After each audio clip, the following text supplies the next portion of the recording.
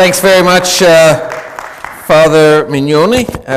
What he said was mostly true, so I'm glad for that. I want to thank, certainly, of course, also the Catholic Chaplaincy and CCO. I think there was also a grant from the Simon Fraser Student Society, so they deserve thanks. I'm going to speak for I was given a limit, 45 minutes. So think up some questions that will fill up the rest of the time. Okay? That's your job. As you've already heard, we're marking today really the first anniversary of the public inauguration of Jorge Mario Bergoglio as the 266th Bishop of Rome. And my task this morning is to suggest to you, what I'd like to do is really suggest some of the changes introduced by the Pope in what is the longest surviving institution in the Western world with continuous in continuity, and that is the papacy, the pontificate of the Bishop of Rome. And I'm going to contend that Pope Francis is pointing the Church in a fresh direction, that he has a vision which implies change in the Church. Even though the word is isolated, the word change is isolated, it's not about changing the Church's teaching on hot-button issues. That's not Francis for anyone who reads him closely. But he is changing the way the Church presents herself and how her teaching is sort of concretely applied. In other words, we're talking about a continuity in fundamental teaching or a continuity in doctrine, but there is a change in pastoral approach. It's not a rupture. Every pope, in a sense, brings his own gifts, and Pope Francis is bringing his. And I'm going to, if I have time, I'm going to detect at least 5 areas that I think change is happening in. You'll probably, I hope, maybe bring up others afterwards. The first is he has restored the popularity of the papacy and placed it on the world stage in a way we haven't seen for a long time. Second, he's using social communications in a very new way.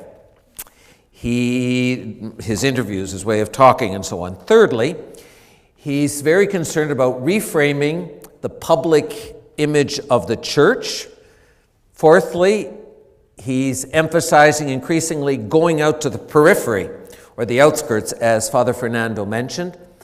And fifth, and although this is a more bureaucratic issue, he is fostering very strongly the notion of co-responsibility in the governance of the Church, sort of Roman Curia stuff.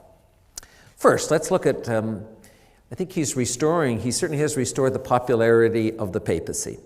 He's rebooted, I think, we can say he's rebooted the image. Prior to Francis, I think if you ask someone on the street, what is the Catholic Church all about? What does the Pope stand for? The response, and this is not to say that it's accurate, but the response probably would have been, the Church, and so they're against abortion, gay marriage, and birth control. The Church was portrayed in that light, along, of course, with the terrible clerical sexual abuse scandals. Today, however, we know that the response is different because of polls taken. And it seems that when you ask, what does the Pope, what does he stand for? The answers now are much more, he's concerned about mercy, love, especially the poor. He's quite clearly won over the media. In other words, for the first time in many years now, if there is a story about the Church in the papers, just the secular papers, it's not about criminal activity or sexual scandal. This is a change. This is a huge change in a year. He said a very positive impact on the media. This is only a sociological observation. It's not an observation about the truth of the matter, but there's no doubt that he has done something about the image. It might even be said that he is the most loved man on the planet. Not just the best known, but the single most beloved.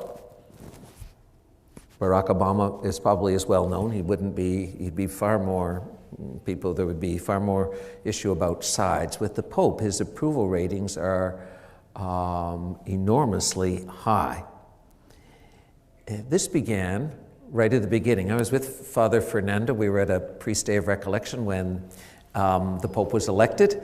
I think you were going to speak, Father, right? And then we heard there was white smoke, and the priests we'd been praying piously abandoned our prayers and went up to watch the television to see who would be elected. I went downtown to the cathedral. But I saw when he came out, of course, and it's amazing how, in retrospect of a year, the first appearance really can set a stage. He came out dressed, of course, in white. He had his old metal, not even silver, pectoral cross, which he still wears. He had nothing on other than his white soutane, and his first words were, "Good evening, buonasera." Then he bowed his head before the people and asked for their prayers. This is an icon, frankly, of the pontificate that was to follow. It simply, in a way, unfolds from there. Papacy also begins with a name. Francis, Pope Francis, he's the first Latin American pope in history, the first Jesuit pope in 500 years, never been one before. And he's the first one to take the name of probably the most beloved of all saints in the calendar. Francis is loved by Catholics and non-Catholics alike. Who speaks against Francis? Nobody. Why did he take the name? March 13th, last year. There had been 12 Piuses, 6 Pauls, 2 John Pauls, 14 Clements, 16 Benedicts, 23 Johns, and he came up with Francis. And he told newspaper reporters just after he was elected, he told them the reason, and I'll read it to you. This is Francis speaking. He said, "Some people wanted to know why the Bishop of Rome wished to be called Francis. Some thought of Francis Xavier, a Jesuit, Francis de Sales, a great bishop, and also Francis of Assisi." And then he says, "I'll tell you the story." It's great. This is the way he talks. "During the election, I was seated next to the Archbishop Emeritus of Sao Paulo and Prefect Emeritus of the Congregation for the Clergy, Claudio Humes. And he says, a good friend. When things were looking dangerous, he encouraged me." See, these guys are sitting on chairs beside each other, fancier chairs, but sitting there. "And when the votes reached 2/3, the number required, there was the usual applause because the Pope had been elected. And he reached over, Humes reached over, gave me a hug and said, 'Don't forget the poor.' And those words came to me, the poor, the poor. Then right away, thinking of the poor, I thought of Francis of Assisi. Then I thought of all the wars as the votes were still being counted till the end. Francis is also the man of peace. This is how the name came into my heart, Francis of Assisi. For me, he is the man of poverty, the man of peace, the man who loves and protects creation." Then his famous words, "How I would like a church which is poor and for the poor." So the name wasn't something that he had really, in fact, been thinking about for years. The scuttlebutt is that in the conclave of 2005, he was the runner-up, so to speak, to Cardinal Ratzinger. It came to him because somebody said something to him. I mean, he clearly is a man who acts on not just intuition, but I think a response to what the Lord is telling him. The popularity has been, that was also looking at it from the outside, was also very astute. But that's not really, that's not why he did it.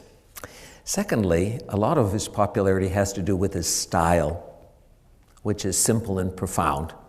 He strikes this very familiar chord with ordinary people. People love it when he put aside the black Mercedes and got into a Ford Focus. That's one. He didn't live in the papal apartments. He lives in the residence. Somebody's called it the Vatican B&B, where employees live. They're nice. It's nice enough. You get 2 rooms, like priests in the Archdiocese of Vancouver. But it's not a palace. After his election, there's that wonderful portrait of he returned to the place where he was staying as a cardinal, which is a place that I lived in actually for 8 years, and he went to pay his bill. I mean, who's going to charge the new pope? You know, I mean, give me a break. But he paid his bill. When he gets down from the jeep that drags him around the square, for him to kiss severely handicapped people, hug them. Those are enormously popular. Kissing the feet of a young Muslim girl last Holy Thursday. Canceling his newspaper subscription by phoning the newsagent in Buenos Aires. In an age when so many people are troubled by vanity of celebrities and, sort of the wealth of plutocrats, Francis appears as someone different, as a symbol of compassion and humility. He's also a people person. By his own admission, he says he talks all the time. And when he was asked why he didn't move into the papal apartments, he didn't say because they're too luxurious. What he said was, I can't live alone or with just a few people. I need people. I need to meet people, to talk to people. Because he was asked that by a group of kids when he was addressing the students of the Jesuit universities in Italy. In other words, he's a very appealing father figure. A figure that is where people can say, yeah, that could be my father or my grandfather. He has a great appeal. Pope Benedict was very gentle, but there was quite a shy side to him. He was profoundly intellectual. He was a very, very sweet man. But Francis seems to be just more naturally, because of his own life experience, he knows that people want to know him. They want to have a sense that their shepherd can be known. And he's demonstrated that. It's an amazing thing. A couple of weeks ago, he gave an interview to one of the big Italian papers, Il Corriere della Sera from Milan. And he was asked, you have said that the Francis mania will not last long. Is there something in your public image you don't like? That was the question of the reporter. And Francis replied, I like being among people, together with those who suffer, going to parishes. I don't like the ideological interpretation, a certain mythology of Pope Francis. When it is said, for example, that he goes out of the Vatican at night to walk and to feed the homeless in Via Ottaviano, it has never crossed my mind. If I'm not wrong, Sigmund Freud said that in every idealization there is an aggression. Depicting the Pope to be a sort of Superman, a type of star, seems offensive to me. Then he concludes, the Pope is a man who laughs, cries, sleeps calmly, and has friends like everyone, a normal person. This is becoming quite clear, and a lot of this is, I think, the reason why people are so warm to him. A second thing that he's done is there's a big shift in the way the Pope approaches the media. A new communication strategy is being developed, not because it comes from a strategic plan. That's not Pope Francis. He's not a man of sort of strategic plan, long-term plannings. He's an intuitive man. In his private and public utterances, he talks freely, very freely. No spin doctors.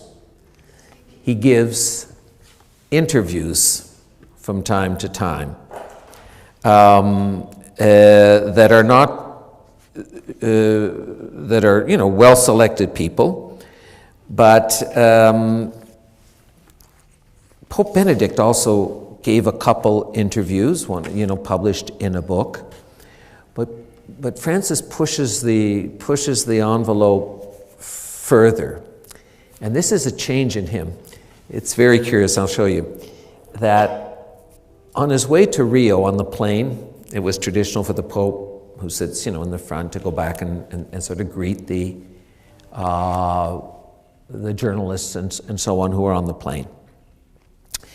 And he told them on the way to Rio, "It's true that I do not give interviews," his own words, "but why, I do not know. I can't. It's just like that. For me, it is quite an effort to do so." But Rio changed his mind mightily. Now it seems no effort at all. On the way back, on the plane, so just like, I think 5 days later, 4 or 5 days is all he was away, he gave a very famous no-holds-barred interview in which, without any prepared questions, without any selectivity, they came up and talked to him. But the most revealing and even charming interview, one that really, if you're going to read anything, is the one that came out last September. It was published it was an interview with Father Antonio Spadaro, a Jesuit, who is the editor of a semi-official organ of the Holy See called the Civiltà Cattolica, Catholic Civilization. And it's a high-level, sort of highbrow magazine, and it's always been seen as, if not official, semi-official. And it was published in the Jesuit periodical in the States America. And it really has been seen as, in some ways, the first encyclical, the first real manifestation, long manifestation of the mind of Pope Francis. Since that time, he's granted several others, 2 important ones to secular newspapers, Civiltà Cattolica, obviously, Catholic, Cattolicissima, but to Repubblica, which is sort of the New York Times of Italy, and Corriere della Sera, more financial times. He's aware of the risks. What happens when you give interviews? You don't have time to give very much background. You make all kinds of presuppositions that everybody in the room knows at the time. Pull it out of context, it sounds odd. They're not checked over. Usually papal statements have traditionally been well vetted. When I worked in the Vatican, it's very careful, very careful, and popes rarely spoke spontaneously. They spoke from texts that could be published because of the importance of his word. Pope Francis seems to systematically bypass that. Pope Benedict, for example, didn't meet with reporters. He wrote very learned books, and beautiful. His magisterium will long last. Pope Francis is different. He's not going to write 3 volumes on the life of Jesus while he's Pope. That's pretty clear. He talks every day at morning mass. He gives meditation. On the other hand, his reading public is enormous.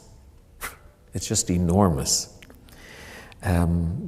One reporter described Pope Francis's media strategy in this way. He says, "Get out of the way. Francis is in town and doing his thing and winning over the masses," which seems to be quite true. A third area that I'd like to say something about is the Holy Father is reframing, rebooting, whatever image you want to use, the public view of what the church is about. I alluded to this already. He knows that people don't want a church laden with bureaucratic or officious attitude. He's very sensitive to that. He needs a church for him that shows that it loves people in very practical ways. He wants the world to know, in other words, that the church isn't here to condemn them. For him, this is a false understanding of the church. Francis wants a church that is reluctant to condemn, but never hesitant to offer mercy. And he's used two particularly striking images to convey this point. One is traditional, but he gives it a certain bent. The church is like a mother who never gives up on a wayward child. The second is more original. The church is like a field hospital that is to treat the wounded. And I'll deal with each.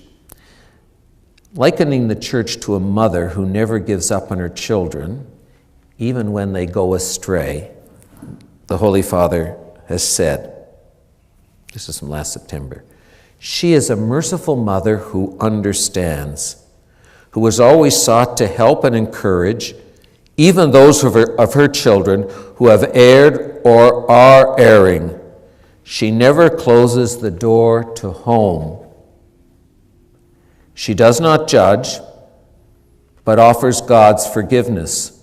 She offers his love, which invites even those of her children who have fallen into a deep abyss to continue on their way.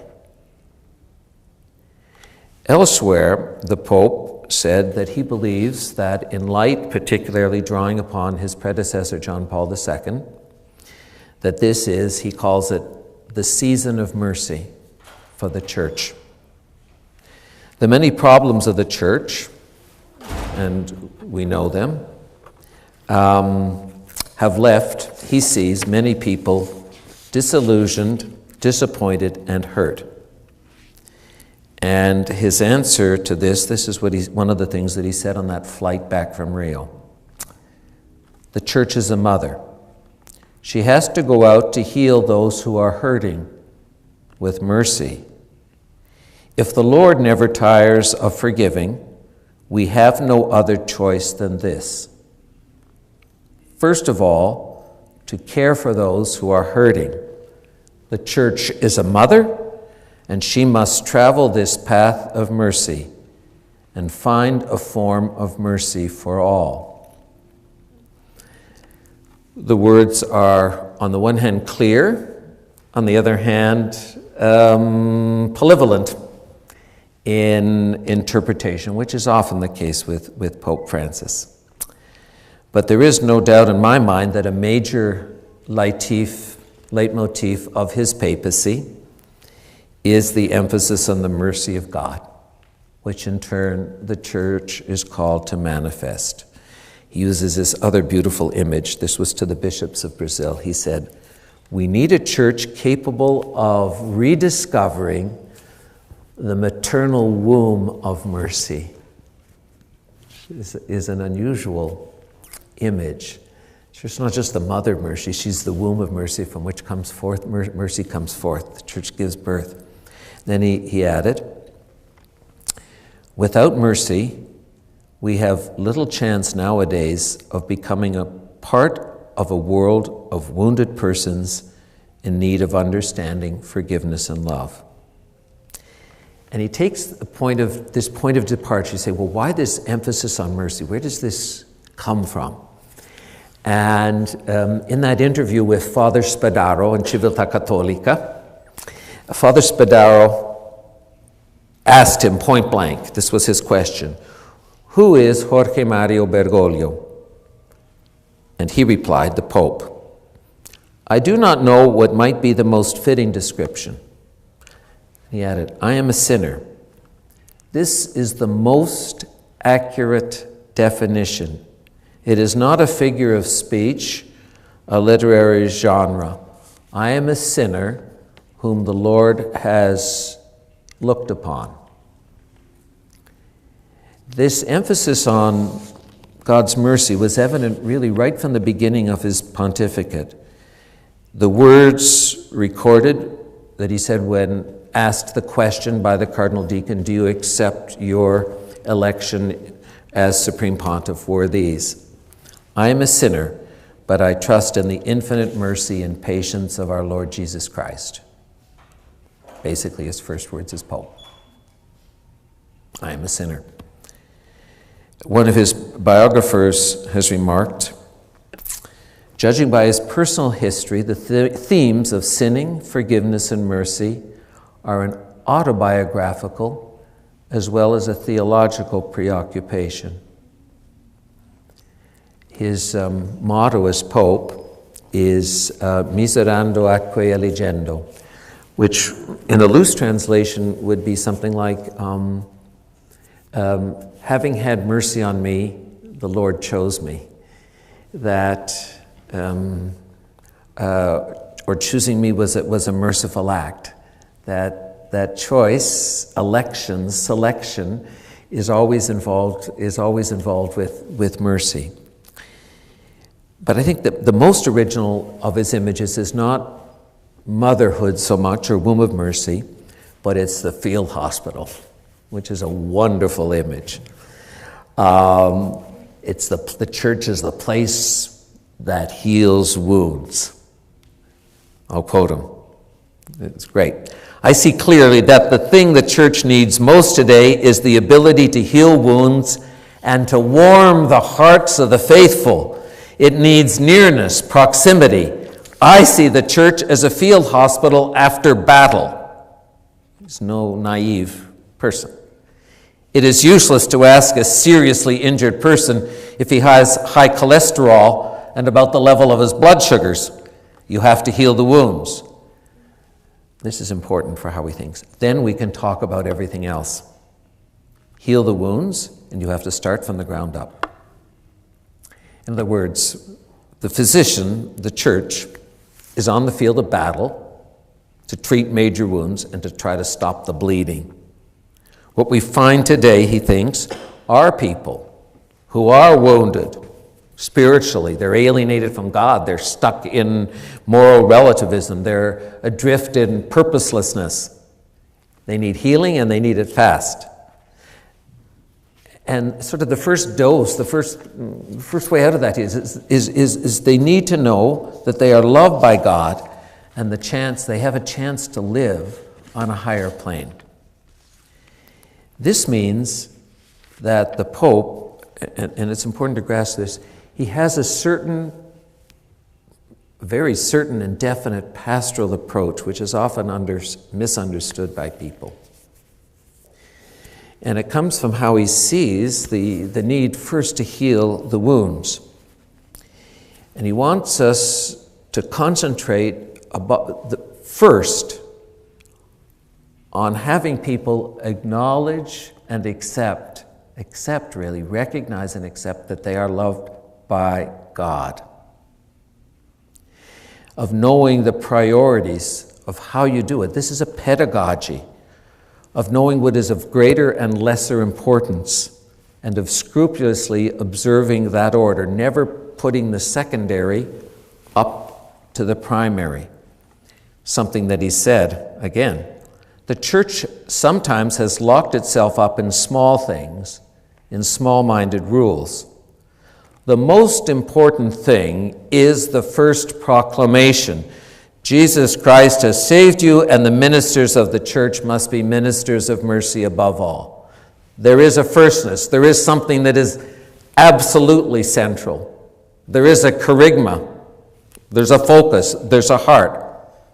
He's not saying, and this is where people, I think, go off the rails, he's not saying that rules, indeed commandments, whether they be moral or liturgical, canonical and so on, are unimportant or unnecessary, but they only make sense in light of what is primary. If you don't have this experience of the love of God, the rest of it simply will not make sense and is seen only as imposition and duty. This is very clear in his apostolic exhortation, The Joy of the Gospel. And the media does us no service to that. The media tries to imagine that what is secondary, the church believes is primary. If we're guilty in making that known, so be it. But he says that's wrong. And I'll read to you from Evangelii Gaudium, an important passage. In today's world of instant communication and occasionally biased media coverage, he's kind to them, the message we preach runs a greater risk of being distorted or reduced to some of its secondary aspects. In this way, certain issues, which are part of the church's moral teaching, are taken out of the context which gives them their meaning. The biggest problem is when the message we preach then seems identified with those secondary aspects which, important as they are, do not in and of themselves convey the heart of Christ's message. Then he gets to his specific point. When we adopt a pastoral goal and a missionary style, which would actually reach everyone without exception or exclusion, the message has to concentrate on the essentials, on what, these are his words, on what is most beautiful, most grand, most appealing, and at the same time, the most necessary. The media loves to take 3 or 4 issues, not unimportant, but they're secondary to the heart of the gospel message. A fourth way in which I think we might say something about the changes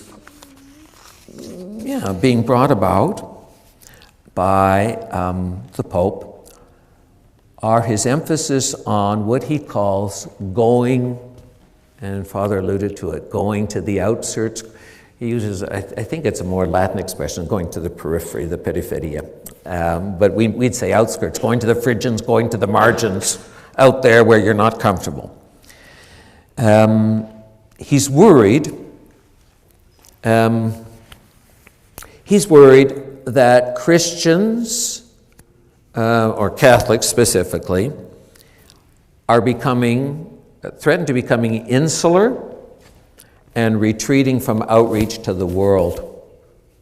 That they're kind of happy sort of in their own worlds, in their own sacristies, in their own places, and that there's a huge risk of falling into a tribal and isolated mentality. He wants the church to open the doors to the outside. He wants the message seen, heard, and understood.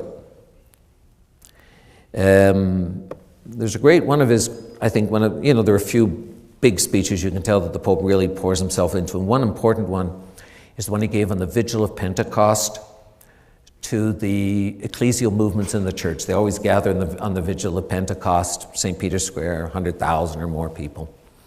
And he said this to the movements. This is, Focolare, Comunione, Liberazione, the neo-catechumenal way, and so on. He said, at this time of crisis, we cannot be concerned solely with ourselves, withdrawing into loneliness, discouragement, and a sense of powerlessness in the face of problems. Please do not withdraw into yourselves. Then he warned. Gives another image what happens. When the church becomes closed, she becomes an ailing church. She falls ill. A good image. Think of a room that has been closed for a year. When you go into it, there is the smell of damp. Many things are wrong with it. A church closed in on herself is the same. A sick church. Doesn't mince words. Bringing the church nearer to the people, then, is on Francis's mind. He says, for example, about the parish, it must not become a useless structure out of touch with people or a self-absorbed cluster of a chosen few. He's constantly telling people where they should go, where you've been afraid to go before, where you don't want to go, fringes, margins, where you don't feel comfortable. to where people most need to hear the presence of the gospel, the fringes. One of the fringes he mentions specifically is the intellectual world. He considers on the margins where people have to go. And to cite him, he says, I therefore like using the expression to go towards the outskirts of existence.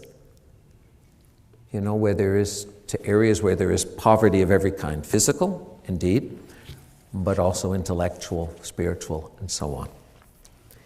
Going out to the periphery, though, for Francis does have, it includes a group, one specific group, particularly and purposefully. A group that have the first right, so to speak, to claim our attention. He does hierarchize. That's a word, I'm not sure. There's a group of favorite sons and daughters out there, and those are the poor, the physically poor, the materially poor. No amount of Western sort of trying to say, well, it's not really, no, that's who he means, that's where his gestures are. When he had the homeless men in for breakfast on his birthday, when he goes to visit the incarcerated, you can't get away from that. A poor church for the poor. This is kind of his slogan. And he's imitating, of course, his namesake, Francis, who longed for a poor church that took care of others, didn't think of herself. The church herself, he thinks, must be poor if she is to live the gospel authentically and convincingly.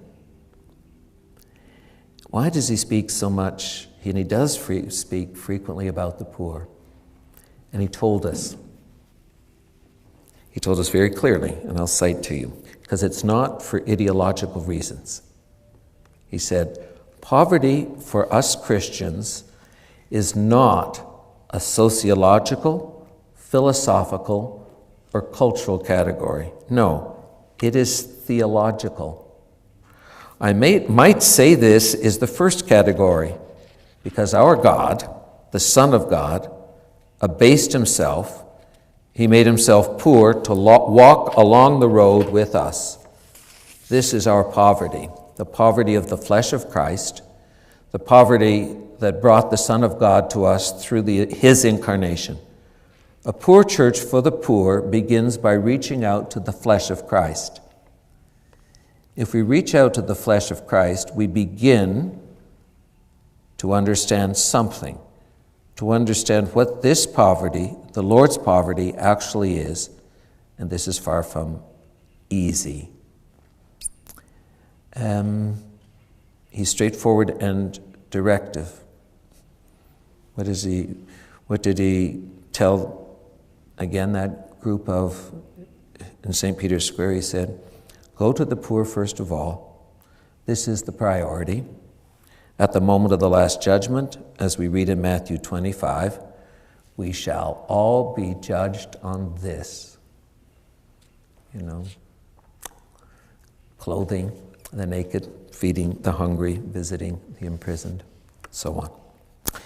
Because of the clarity of the criterion for judgment, Francis insists on the practical service that the church must increasingly offer to the marginalized, and her obligation to carry out the corporal works of mercy.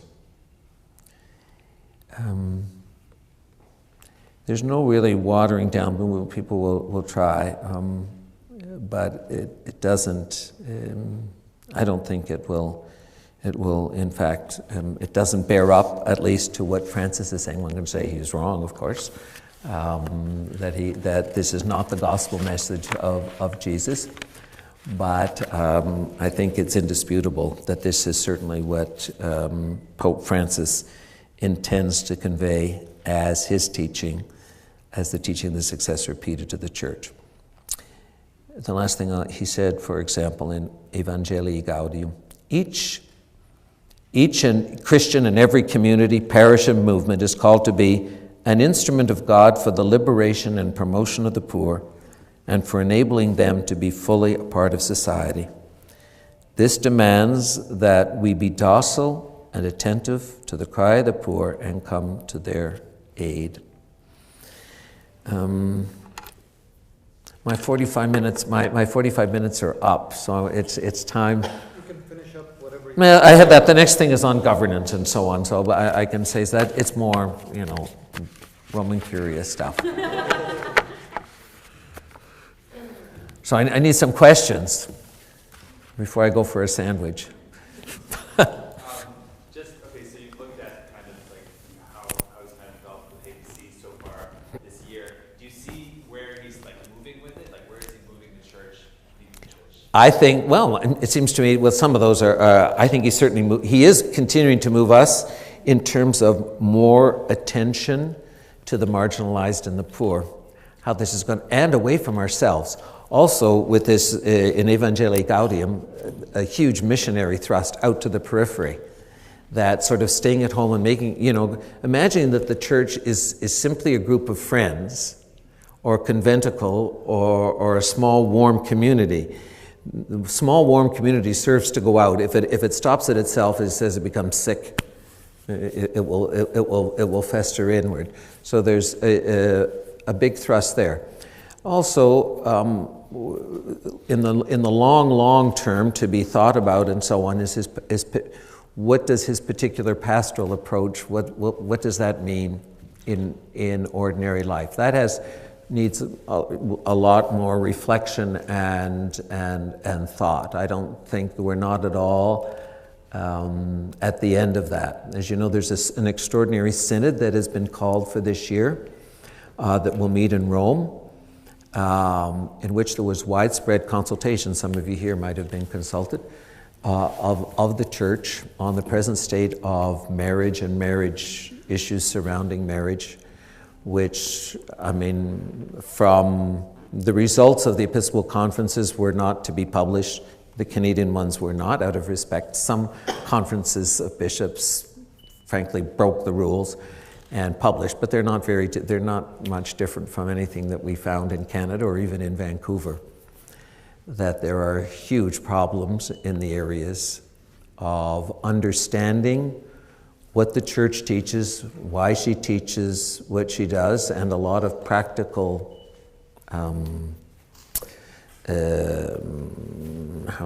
problems presented. And these are how this is all being funneled to Rome, ultimately for the desk of the Holy Father. How this will play out, I don't really know. I don't have an idea. This is not. But the Pope asked for a consultation that has never been asked for before in the history of the Church. That people be asked, what's in your heart? What is the situation? He wasn't asking the question wasn't what should church teaching be?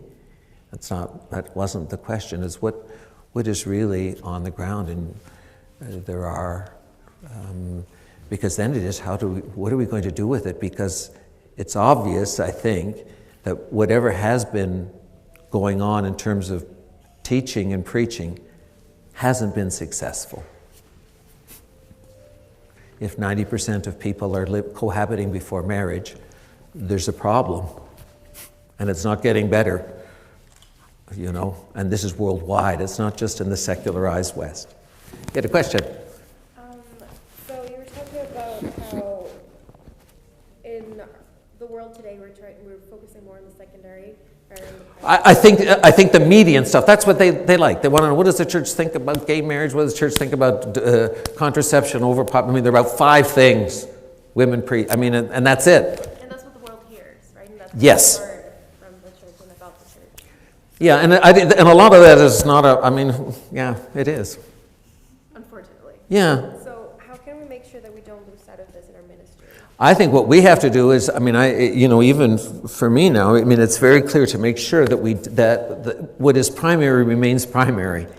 That you can't, to try to preach the gospel, and sort of by life and even by word, is to put at the heart of it the saving love of God manifested in the death and resurrection of Jesus Christ.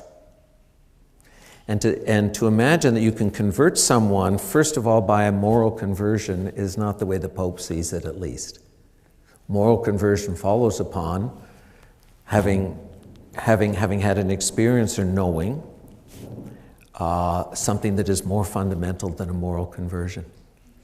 But having known that, then moral conversion is a consequence, even a necessary consequence, indeed a necessary consequence, if perhaps slow. But so it means, it has a lot to do with how you approach people. That you don't first go say, what's wrong with you, know why you're so unhappy? Let me tell you what's wrong with your life. Which, I don't know, but I'm curious, has, and if so, how has Pope Francis influenced your own leadership? That's a great question. I didn't buy a new car and won't for many years.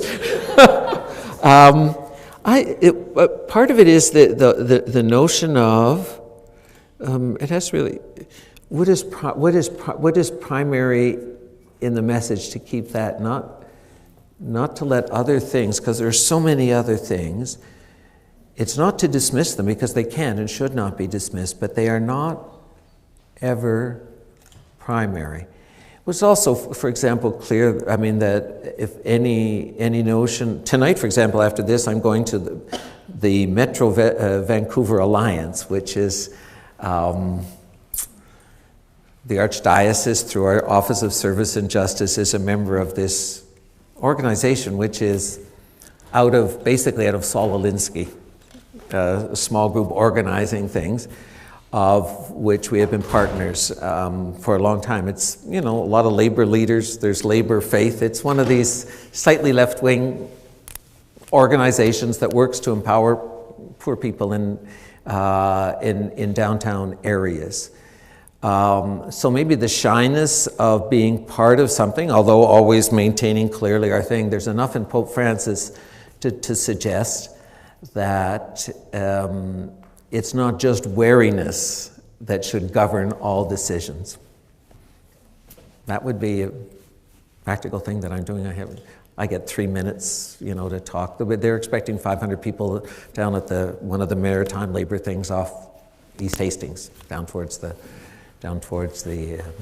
and something that some of you might know, Evelyn Vollet, who does our Office of Volunteer Services. It means trying to do that, and people have responded. Parishes that have opened up things, like for direct service to the poor. There's almost a surplus of volunteers. We need more projects and so on than we have available. But a lot of, the Pope a lot of it is just by his own example. What he does, his evident desire to be close to people. He doesn't tell, it's not that, but you see it.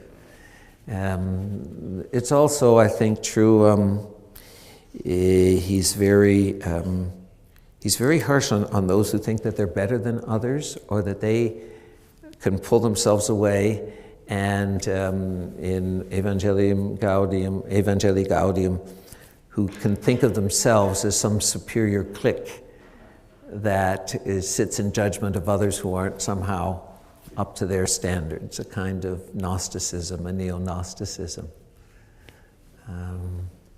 Yeah. Any other questions or observations? Yeah?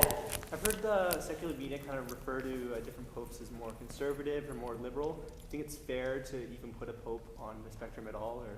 Or well, you can, depends how you describe those, what force you put into those words.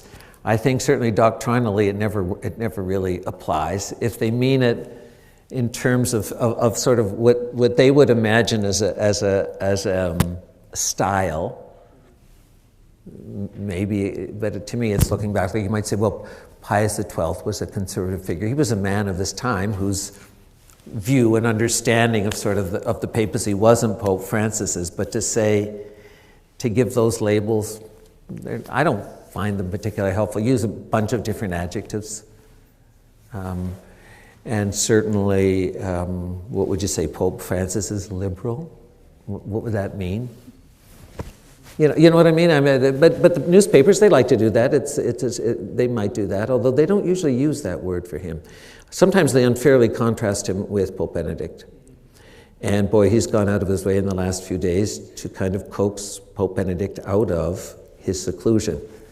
He referred to that he would like that people need grandfathers around, and that we shouldn't put people in homes off by themselves. I mean, he's very direct, and therefore sort of the self-effacing nature of Pope Benedict was probably maybe good for a year, but he doesn't have to keep it up as Pope Emeritus, that he should feel that he has contribution. He's not Pope, and he knows that. There's no question of that, but he's a man of great spiritual and intellectual vigor who should be allowed to be contribute to the life of the Church. And Francis feels absolutely no threat by that. He knows he's not. Joseph Ratzinger is not Pope anymore. There can only be one Pope. There's no doubt in his mind.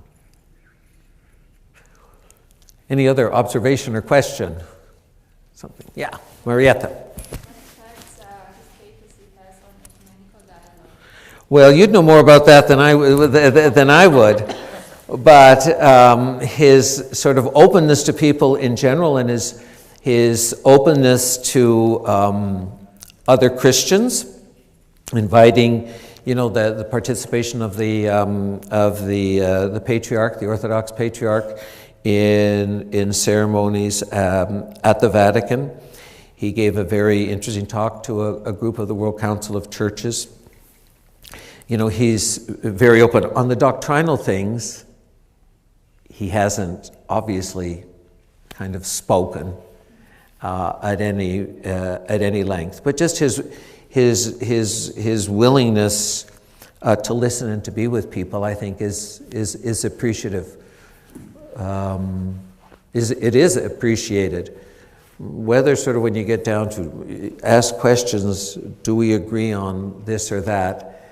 I suspect that he would intervene only at the end of long discussions, but he lays the basis why people should continue to talk. But Benedict, frankly, had already long done that. And the present Pope doesn't have as much experience. He's lived in a country which is primarily Catholic, unlike Pope Benedict, who grew up in a culture where there was a huge Protestant. Protestant Catholics were about, although a lot of his life was in Bavaria, not all of it.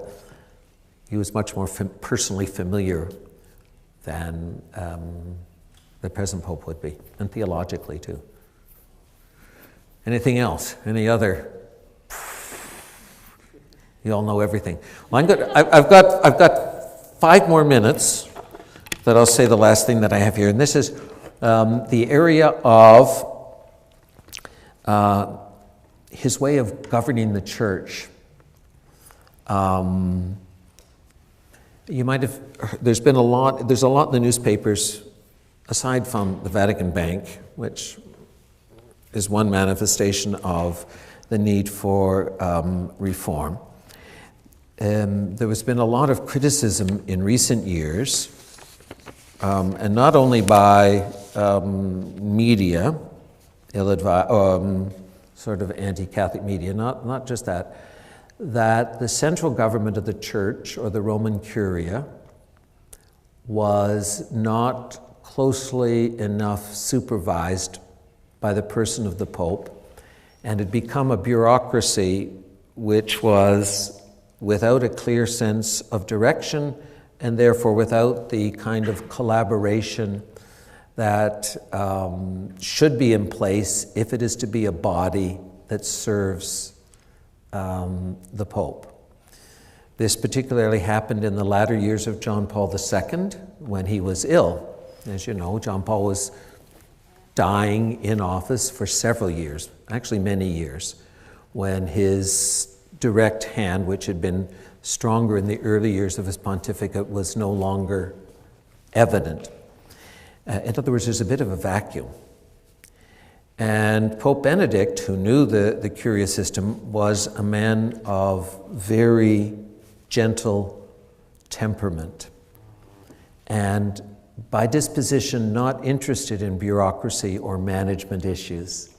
He's a profoundly theological person, and therefore sort of how you run or administer things, a bureaucracy, was not something that was on the sort of the center of his attention. Apparently it was very clear at the time of the election of Pope Francis that the electors, the College of Cardinals, those wanted the central government of the Church brought under control, frankly, unified and reformed.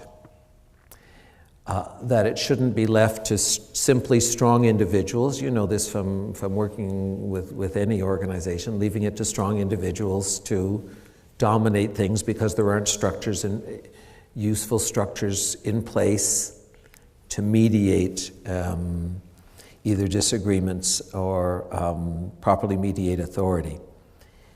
And so they say that at the College of Cardinals it was very clear that they wanted the next Pope, whoever he was, to do something about it.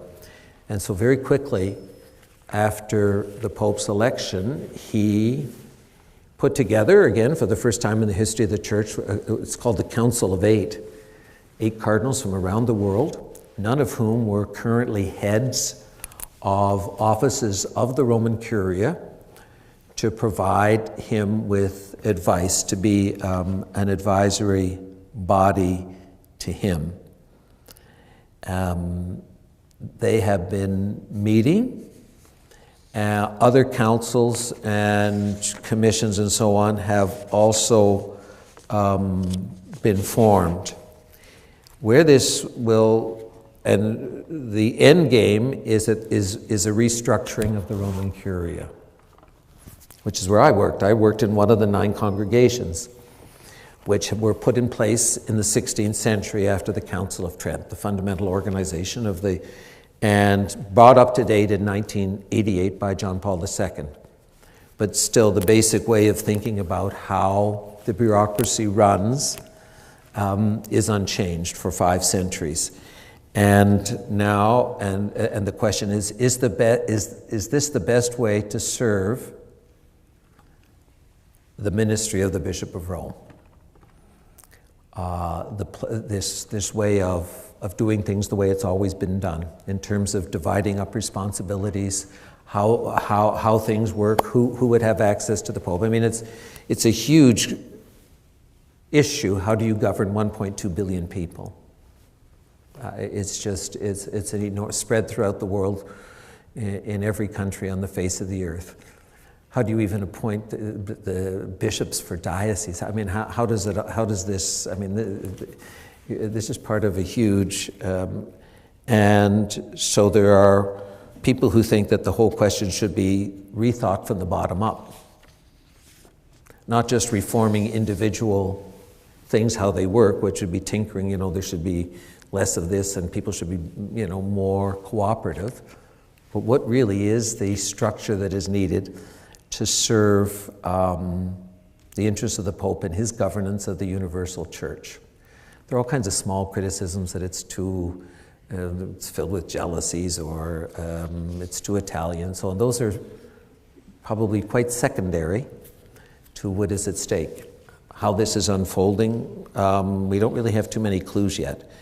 It'll be a slow reform because it involves so many different people who are close to the Pope. But it's to me, it's an interesting question, but it's not just in the secondary list, it's in the tertiary list of sort of things that the Pope does.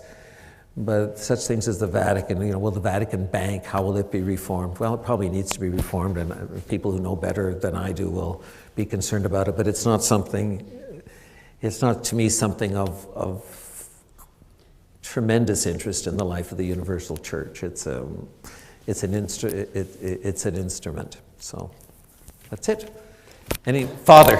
Yeah. One last you question. Sure can. Since you are here with us on the outskirts, and here we have a bunch of Catholics, some non-Catholics. Right.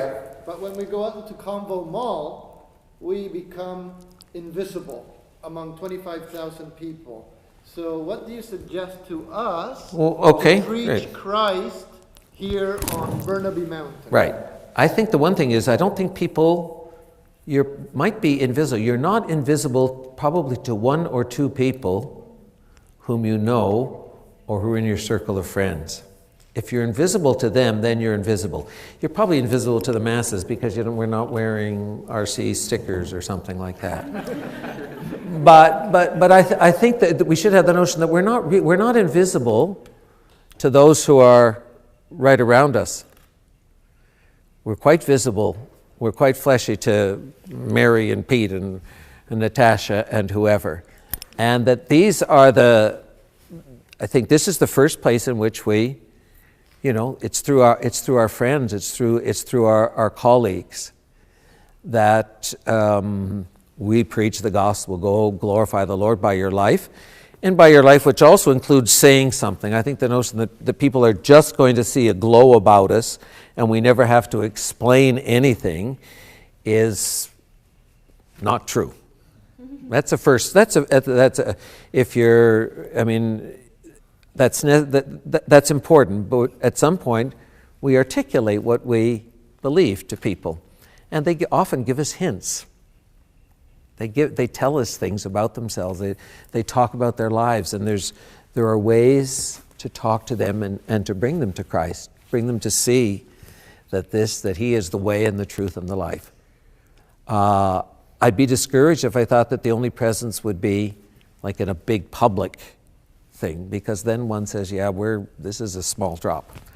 On the other hand, to be able to see what you can do one-on-one with those you know, I think that's a call. That's a great call for people. I'll end with that. Thank you, Father.